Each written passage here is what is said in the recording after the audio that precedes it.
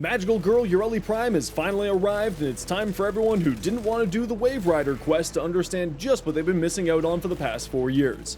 If you like big crits, massive damage boosts, large-scale enemy grouping, and incredible survivability, you're in for a treat today because that's what Yareli's all about. She's gotta be one of the most underrated frames in the game in my opinion, so I certainly hope that you give her a try.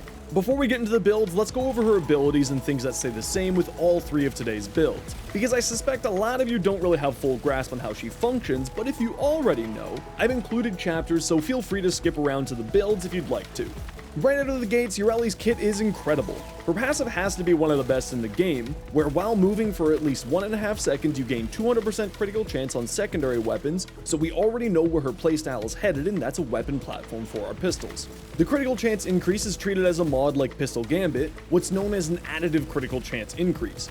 So while it's not the craziest boost to your crits, it's still quite potent. However, keep in mind that if you stop moving for 1 second, you'll lose the buff, so make sure that you keep some kind of movement going in order to maintain the passive. Her first ability, Sea Snares, is outrageous. When you cast it, you'll shoot out 5 bubbles that will seek out and lift enemies and give them a significant damage vulnerability debuff, increasing all damage dealt to them and deal a small amount of cold damage as well. If the bubbles don't manage to find an enemy, they'll just float around and wait until someone comes close enough and then latch onto them. So don't worry too much if they're just hanging out, they'll eventually grab someone. You can have up to 15 of them out at once, so this makes for an excellent spamming ability if you're someone who likes to utilize mods like Brief Respite or the Augur set for shield generation or gating. An important thing is that the debuff will affect enemies who have Overguard, but they won't be lifted until the Overguard is gone. The damage vulnerability debuff, however, will still happen no matter if they have Overguard or not. Her second ability is her custom K-Drive hoverboard, Merulina, which acts as both a survivability and mobility mechanic. Merulina has its own health pool, which plays into the survivability aspect and is what's known as a damage redirection. This means that it'll take the damage instead of you, but only 90% of the damage, so you're still going to be taking 10%. Sources of damage reduction do help with your durability against that 10%, but they don't contribute to Merulina's health pool or the damage that she takes for you. When you activate the ability, you'll summon her out and become invulnerable for 4 seconds, and any damage that you take during that time will be absorbed and turned into extra health for Merulina. And when Merulina's health pool is empty, you'll get a 1.5 seconds of invulnerability to be able to recast it to maintain Yareli's survivability. Not only that, but if you take enough damage that would kill both you and Merulina in a single instance, it'll instead take the hit for you and give you a kind of gating mechanic as well. But I wouldn't rely on this as I've found it to be inconsistent. Mobility wise, well, it's a bit floaty since it is a hoverboard, so it does take some getting used to, but once you're into the groove of it, it's a ton of fun. One great aspect of Merulina is that it'll grant Yareli knockdown and stagger immunity when you're riding it, meaning that you don't have to worry about those interrupting your play. Also, you're able to cast all of her abilities while riding Merulina, but not any helmet abilities, so you're going to need to jump off in order to cast any of those if you've chosen to use a helmet. This ability does have 2 fantastic augments which we're going to be using in our builds today, Loyal Merulina and Merulina Guardian. Loyal Merulina is fantastic if you're not a fan of riding atop of her K-Drive, and it will summon it beside her and follow Yareli around in the mission while she's hoofing it, and still gain the survivability aspect of Merulina. While it's out, she'll spit out single Sea Snares for you, which kind of operate in a bit of a weird way. The rate at which she casts her Sea Snare is based on how much efficiency you have, so more ability efficiency, the more frequently it'll cast. Also, Merulina's Sea Snares and Yareli's Sea Snares count as separate instances, which, long story short, means that they stack together multiplicatively, giving you a major boost to your damage when both are affecting a single enemy. However, when you're using this augment, you do lose your knockdown immunity, so I'd recommend throwing on something like a Prime Sure-Footed or other options if you're using this augment. Merulina Guardian, on the other hand, will keep you riding on top of Merulina, but any enemy that you kill who's affected by Sea Snares will heal Merulina for 20% of its health, and when you heal it, your secondary weapons will get 200% increase for both their fire rate and reload speed for 20 seconds. As you can imagine, this makes some weapons drastically more powerful, especially in the hands of weapon platform like Yareli. Her third ability, Aqua Blades, will summon 3 water blades that will rotate around Yareli, dealing slash damage and status effects to all enemies hit by them and also stagger them, giving you a bit of a crowd control. This is arguably her least powerful ability on its own. However, there's some really neat things that you can do with its augment Surging Blades that will gain a buff for each enemy hit by them, and then you can recast the ability to throw out a blade that has infinite punch through on bodies that deals a guaranteed slash proc, and its damage increased by that buff's amount. Recasting to throw out the blade will cost energy when Yareli's alone, but is free when Merulina's out. While we aren't going to be using this for any of our builds today, I've seen the augment do some pretty silly things before, so be sure to give it a go and see if it fits your playstyle. Last but not least, her fourth ability, Riptide, will group all enemies in range into the water spout it creates, dealing cold damage and ragdolling them inside of it. When it expires from either duration or by recasting it, it'll deal some damage to all trapped enemies and also deal increased damage for each enemy trapped inside. However, to be honest, that damage is kind of lackluster, so we aren't going to be building around that. One other thing to know is that Yareli can cast Sea Snares into the Riptide and have it affect the enemies after a short delay, but Merulina with a loyal Merulina augment won't for some reason. As Yareli is a weapon platform framed specifically around secondary weapons, we're going to be looking towards critical base pistols to really take advantage of all of her abilities and synergies. Since her passive is additive with mods, we're going to be wanting to find a good secondary weapon that has a high base critical chance. I'd personally recommend checking out my Tenant Diplo's, Tombfinger, or Sicarus builds, whose shorts are all linked in the description for you to check out, but really the only thing you need to look out for is a good base critical chance.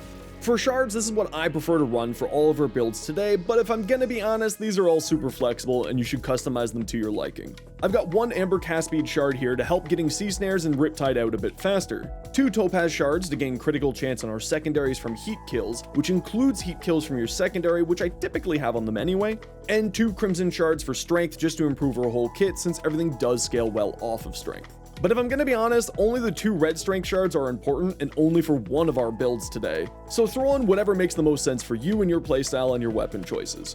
Similarly, the choice of focus school isn't super critical to your success, but can give you a hand. If you're finding you need more energy, use Xenoric for its energy well and wellspring abilities and passives that will give you a constant supply of energy, or Madarai if you're using a high physical damage secondary to boost it up with its 30% increase to physical damage, or if you're looking to increase your operator or drifter's damage if you're running into problems in those departments. Our first build is based around large-scale enemy grouping with Riptide, and we've subsumed Styanax's helmet Theros Strike over her Aqua Blades to increase our damage with our weapons while casting Sea Snares into the Riptide with Yareli for even greater damage.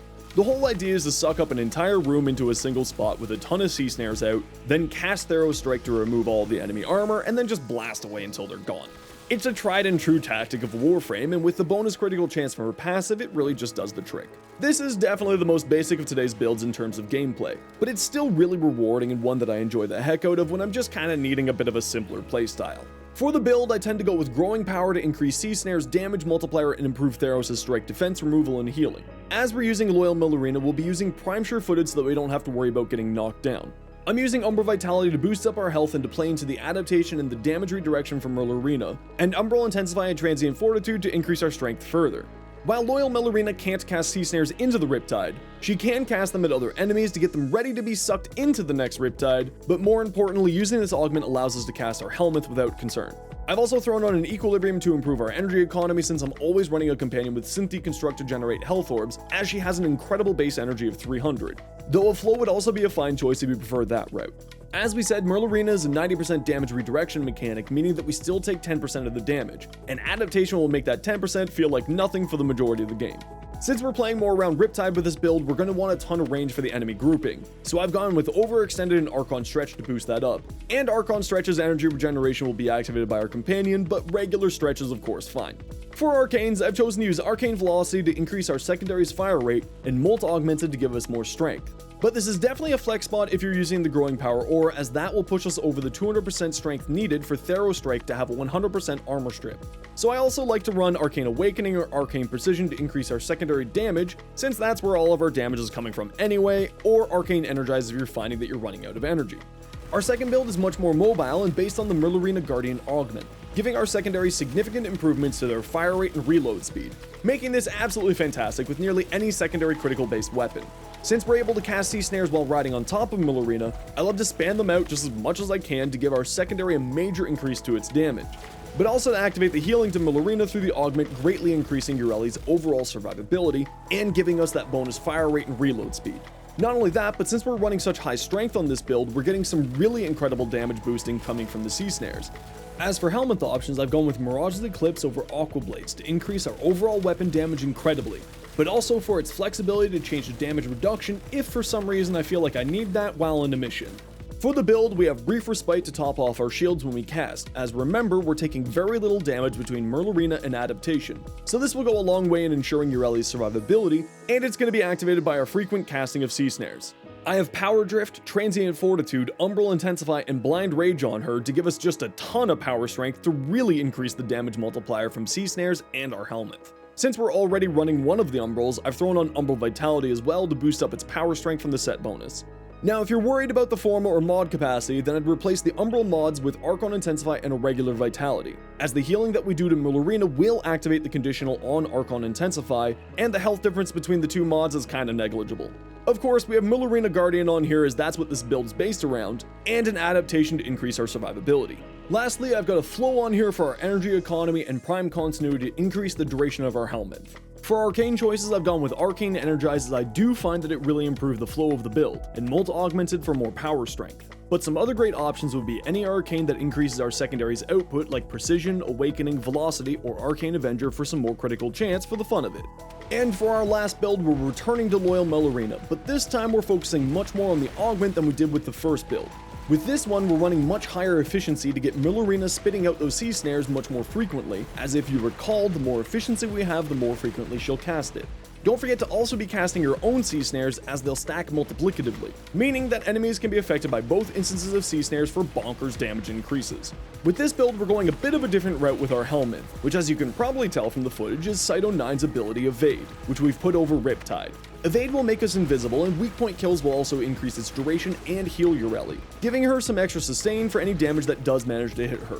As invisibility is basically invincibility in Warframe, she should have absolutely zero problem surviving, and since Sea Snares very conveniently puts the bad guys in the air with their heads nicely exposed and easy to hit, there should be zero concerns for keeping Yareli invisible for the mission. For mods, we're using Worthy Camaraderie. Since we're going to be wanting to get weak point hits anyway for Evade, we might as well enjoy some free critical chance increase as well for fun. As we said earlier, Loyal Merulina makes it so that you can be knocked down by enemies, so we're running a Prime Sure-Footed to counteract that.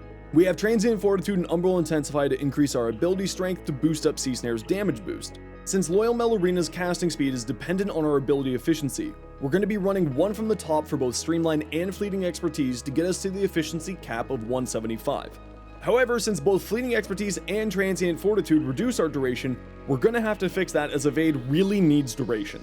With that in mind, I've gone with both a narrow-minded and prime continuity to bring our duration back up, and a stretch to counteract the negative range from narrow-minded to allow for easier casting and latching of sea snares. For our arcanes, I've gone with Crepuscular to increase our power strength while invisible and the bonus critical multiplier, and since we're already playing into getting weak point kills with Evade and our aura, let's double down on that some more with Arcane Precision to boost up our weapon's damage by 300%. Overall, Yareli's got an absolutely fantastic ability set and potential in missions, but just not that many people play her, and it's largely due to the quest that's required in order to craft her. But that's one of the awesome things of when a Warframe gets primed. It gives those of us who didn't want to farm a frame a potentially easier way to get your hands on them and to check out just how cool they are. While all three of today's builds are playing around being a weapon platform, I do have a cheeky fourth build available in my shorts, which I've linked in the pinned comment and in the description, where I took a stab at making her a caster using Temple's Helmet's pyrotechnics, which is honestly an absolute ton of fun, so be sure to check that out when you've got the chance, and as always, sub for more tips and swing by my Twitch if you need any help.